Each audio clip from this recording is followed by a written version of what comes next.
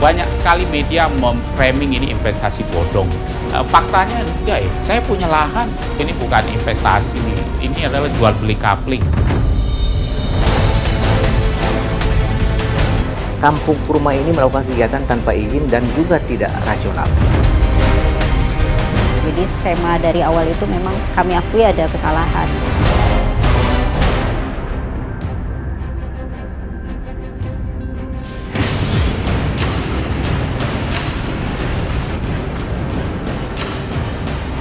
Berniat memiliki lahan kurma yang membawa berkah, ribuan orang di Jawa Barat dan Banten justru menjadi korban petaka pohon kurma.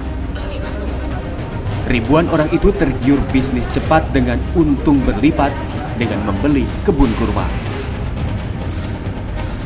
Belakangan, Otoritas Jasa Keuangan menyebut bisnis jual beli lahan kurma itu adalah investasi bodong.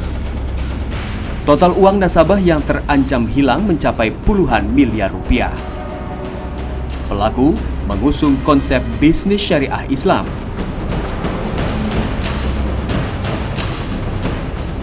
Adalah PT Kampung Kurma Jonggol yang menyebut telah menguasai lahan sekitar 33 hektar di wilayah Desa Sukaresmi, Kecamatan Sukamakmur, Jonggol, Kabupaten Bogor, Jawa Barat. Dari sinilah investasi berkedok bisnis syariah itu bermula. Awalnya bisnis ini berjalan lancar, nasabah pun kian banyak. PT Kampung Kurma Jonggol kian agresif menawarkan lahan kafling kurma mereka. Masalah pun muncul. Tahun 2019, ratusan orang yang telah membeli lahan kurma tersebut tak kunjung mendapatkan lahan mereka. Pohon kurma yang dijanjikan pun hanya sebatas gambar pada brosur penjualan. Sebagian orang merasa tertipu, namun sebagian lainnya membela. Saya percaya karena Kampung Kurma itu menawarkan kafling dengan dengan prinsip syariah terus anti riba. Dan saya yakin kalau pakai prinsip syariah dia pasti clear kan sebenarnya. Saya investasi di kafling kurma total 417 juta rupiah. Kebetulan saya memang beli ada 2 kapling sih. Yang satu lahannya sudah tersedia dan sekarang ada ditanamkan pohon kurma seperti yang dijanjikan oleh Kampung Kurma. Dan yang satunya lagi belum ada proses penanaman. Persoalan di balik investasi kebun kurma itu pun makin membelit saat Otoritas Jasa Keuangan menetapkan bisnis yang dikelola PT Kampung Kurma Jonggol itu adalah bisnis investasi bodong. Kami Satgas Waspada Investasi sudah mengumumkan kepada masyarakat bahwa Kampung Kurma ini melakukan kegiatan tanpa izin dan juga tidak rasional. Tidak izin dalam arti Kampung Kurma ini modusnya adalah menjual kafling seluas 400-500 meter dengan ditanami 5 pohon kurma di dalamnya. Seharga 89,5 juta. Dan iming-imingnya adalah pada tahun keempat sampai tahun ke-10 sudah menghasilkan 175 juta per tahun selama 100 tahun. Nah, ini yang membuat masyarakat tidak tertarik. Tapi dia tidak ada izin. Tidak ada izin kalau dia bergerak di bidang properti, tidak ada izin properti. Kalau perkebunan juga tidak ada izin perkebunan kurma. Kampung Kurma ini bisa saja menjual kaflingnya itu lebih dari kafling yang ada. Contohnya dia punya kafling saat ini 1000 kafling, tapi masyarakat yang beli bisa 2000. Jadi ada overlapping kepemilikan di sana karena tidak ada transparansi dan tidak ada yang mengawasi. Kita sudah ada di situnya Kampung Kurma itu sudah sangat menarik buat saya. 500 meter Pak. 75 V378 Pak berarti. 78. Betul. 500 meter. Kesepakatan pengolahan lahan karena ada bonus kebun tanaman kurma dapat 5 pohon dengan perawatan sampai berbuah. Bagaimana sebenarnya bisnis investasi lahan kurma tersebut bisa memakan korban? Adalah Arfa Husaifah, pria asal Maros, Sulawesi Selatan itu yang berada di balik bisnis Kampung Kurma. Dia menguasai sejumlah lahan di beberapa daerah seperti di Cirebon, Bogor, hingga Banten. Arfa Husaifah tercatat memiliki beberapa perusahaan di tiap lokasi. Dari surat izin usaha perdagangan yang dikeluarkan masing-masing otoritas setempat, perusahaan Arfah bergelut di bidang perdagangan hasil pertanian. Lewat masing-masing perusahaannya, Arfah mulai menjual lahan kafling yang diklaim lahan miliknya.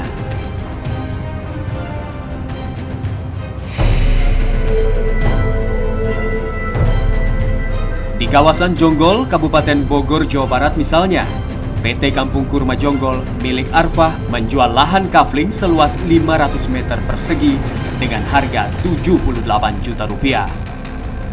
Lahan kafling tersebut bukanlah lahan biasa. Calon pembeli diiming-imingi akan mendapat 5 pohon kurma di dalamnya dan menjanjikan pohon tersebut akan panen kurma tiap tahunnya. Hasil panennya diklaim sekitar 35 juta rupiah. Jadi Kampung Kurma ini adalah perusahaan yang bergerak di bidang ini kan semacam agro properti lah, seperti itu. Jadi dari awal kami melakukan aktivitas jual beli tanah kafling, yang kafling ini kita tinggikan nilai jualnya gitu ya, atau added value-nya adalah dengan diberikan bonus pohon kurma yang ditanam kemudian dirawat sebagai bonus bagi konsumen yang membeli kafling Kampung Kurma ini. Kafling punya konsumen juga itu ada yang sudah berbunga dan ada yang sudah mulai berbuah, yang usianya baru sekitar 2,5 tahunan gitu. Tingginya juga baru sekitar 2 meteran lah, seperti itu. Nah, jadi kalau bagi saya pribadi, kalau ada yang meragukan gitu, ya itu hak mereka sih ya meragukan seperti itu. Tapi kami merasa yakin. Kenapa? Karena memang sudah ada pembuktian. Karena kalau ini sifatnya perkebunan begini, kalau sudah ada bukti kan, ya kita juga merasa yakin bahwa kurma itu bisa tumbuh dan berbuah di Indonesia, seperti itu. Dalam berbisnis, perusahaan Arfah menawarkan konsep investasinya kepada nasabah dalam bentuk bisnis syariah. Tak hanya itu, Arfah Hussaifah diduga mencatut sejumlah nama dai kondang demi meyakinkan calon nasabahnya. Cara ini berhasil. Ratusan orang tertarik berinvestasi membeli lahan di kebun kurma itu.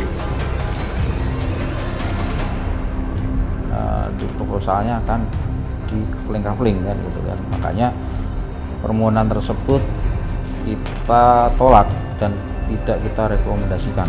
Kami akui ada kesalahan-kesalahan yang seharusnya langsung bertemu dengan pemilik lahan, ternyata kita tidak langsung bertemu dengan pemilik lahan.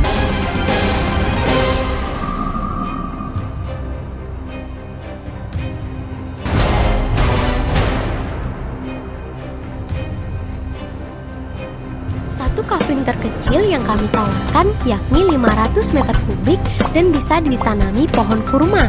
PT Kampung Kurma Jonggol memanfaatkan masyarakat yang haus keuntungan untuk menjalankan bisnis bodongnya. Banyak orang terbuai di balik bisnis kurma bernada syariah ala Arfah. Berharap berkah yang didapat, justru malah petaka yang diterima. Mustika salah satunya. Dia tertarik ikut bisnis lahan kurma milik PT Kampung Kurma Jonggol karena berharap keuntungan. Berapa kapling, Pak? Saya ngambil 1 kapling. Harganya berapa? Harganya 85 juta. Di mana Bapak belinya? di Jasinga. Di Jasinga? Iya. Oh, itu untuk apa kan Pak dijanjikannya? Itu kamu ditanam kurma, nanti apa itu semacam kayak investasi, bagi hasil. Oh, bagi hasil. Bentuknya dalam bentuk apa? Rumah atau apa? Enggak, kapling aja. Selain nasabah yang merasa tertipu, ada juga nasabah lain yang justru merasa mendapat keuntungan. Bagi Isti dan Dani, mereka tak masalah membeli lahan kurma dari PT Kampung Kurma Jonggol. Ini bukan investasi, ini adalah jual beli kapling ya. Jual beli kapling yang kebetulan memang ada bonus 5 pohon kurma. Karena memang saya sebelumnya memang sudah bercita-cita ingin sekali punya tanaman kurma atau kebun kurma. Nah, kalau tanaman kurma kan bisa persatuan. Nah, ini kebun berarti alhamdulillah banget gitu buat saya. Saya itu ada semacam keinginan saya menjadi terkabul.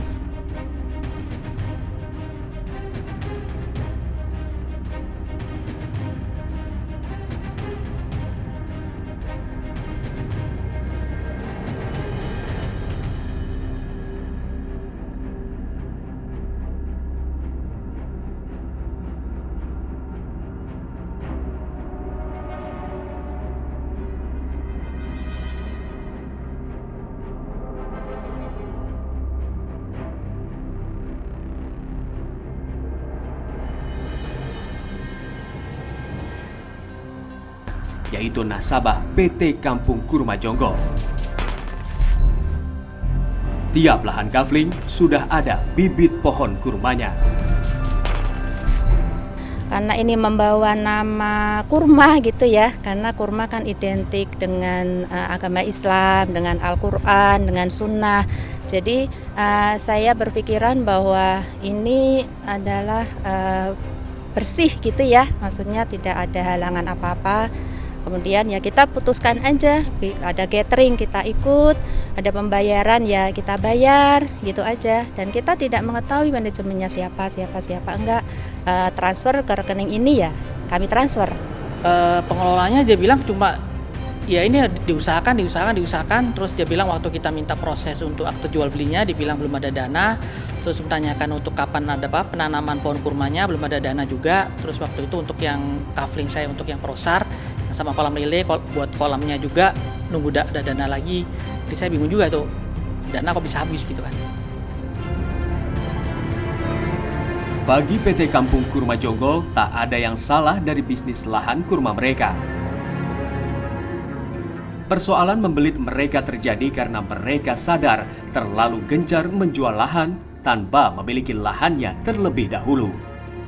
Sebenarnya dari awal mungkin karena ketidaksiapan Kampung Kurma memenuhi animo masyarakat gitu.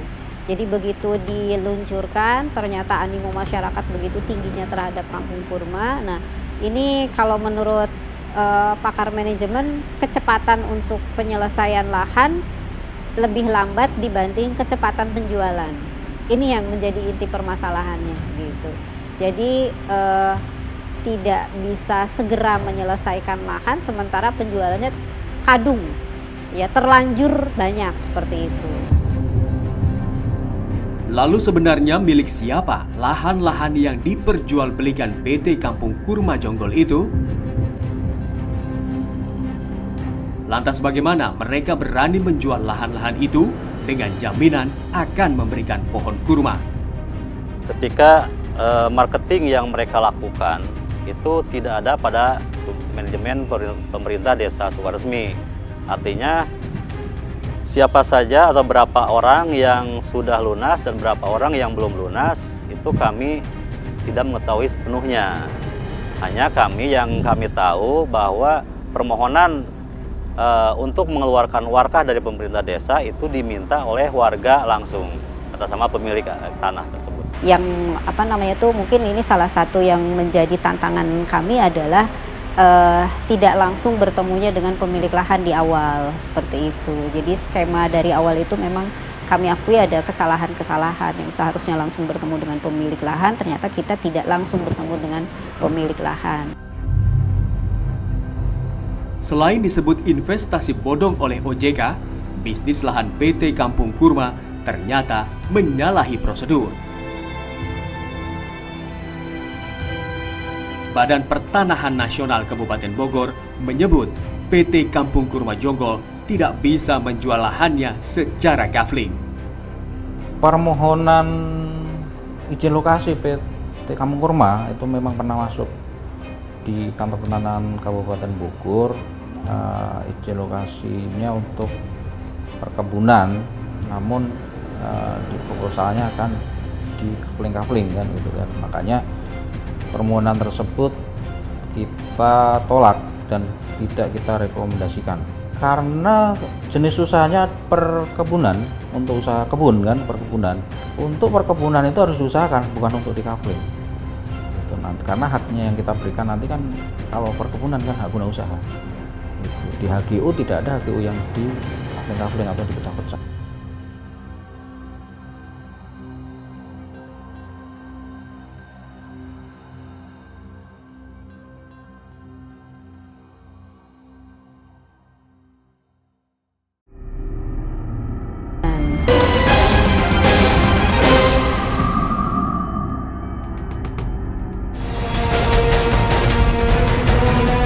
Banyak sekali media memframing ini investasi bodong. Faktanya enggak ya, saya punya lahan, ini bukan investasi, ini adalah jual beli kafling. kampung kurma ini melakukan kegiatan tanpa izin dan juga tidak rasional. Jadi skema dari awal itu memang kami akui ada kesalahan.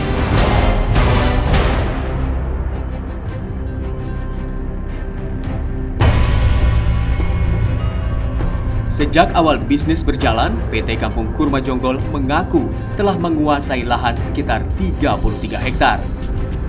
Lahan tersebut dibeli PT Kampung Kurma Jonggol dari tangan pemiliknya. Dari 33 hektar itu, perusahaan Arfa Hasvia menjualnya kembali secara kafling. Masing-masing kafling seluas 500 meter persegi. Total terdapat 660 kafling yang diperjualbelikan oleh PT Kampung Kurma Jonggol kepada nasabahnya. Dari 660 jumlah kafling tersebut, baru 20%-nya atau sekitar 124 kafling yang sudah keluar akta jual belinya dari pihak kelurahan. Sedangkan 507 kafling lainnya, surat-suratnya masih belum jelas. Di mata Badan Pertanahan Nasional Kabupaten Bogor, Jawa Barat, cara bisnis Kampung Kurma yang menjual lahan-lahan tersebut menyalahi prosedur sejak awal. PT Kampung Kurma tidak bisa menjual lahan dengan cara dibagi-bagi tersebut. Ya, karena dia usahanya perkebunan, kalaupun dia disetujui hak izin lokasinya dan kita berikan hak karena usahanya perkebunan, kita akan berikan hak guna usaha.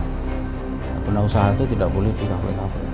Bisnisnya Kampung Kurma ini adalah jual beli kafling, sehingga kita memiliki surat izinnya adalah surat izin usaha perdagangan, gitu, jual beli, bukan surat izin investasi perkebunan. Meski bisnis jual beli lahan kurma itu cacat prosedur, sebagian orang bertahan di lahan kurma yang telah mereka beli. Sementara sebagian orang lainnya menuntut ganti rugi. Mereka meminta uang mereka kembali. Pandangan kami dari Satgas Waspada Investasi, pola seperti Kampung Kurma ini adalah kegiatan-kegiatan yang memang sangat lazim kita temui. Di samping itu juga dia bisa mengatasnamakan syariah dan juga menampilkan tokoh-tokoh agama, tokoh masyarakat untuk testimoni pada saat dia launching. Nah, ini kegiatan-kegiatan ini yang memang sering kita temui dalam penawaran-penawaran investasi ilegal. Jadi seakan-akan bahwa ini sudah didukung oleh tokoh masyarakat atau tokoh agama tertentu. Harapan saya sih kepada pihak OJK ya, kepada ketua Satgas lah gitu. Kalau memang ada hal yang istilahnya tuh kita bagian dari masyarakat Indonesia. Kalau ibarat anak ya kita tuh anak lah gitu. Sementara pemerintah itu kan orang tua kita. Kalau memang ada yang salah ya kita dinasehati, ditegur, dikasih tahu mana yang benernya seperti itu. Tidak di blow up terlebih dahulu. Mana ada sih gitu orang tua yang ngelihat anaknya salah pengumuman duluan. Tapi anaknya nggak pernah dinasehati.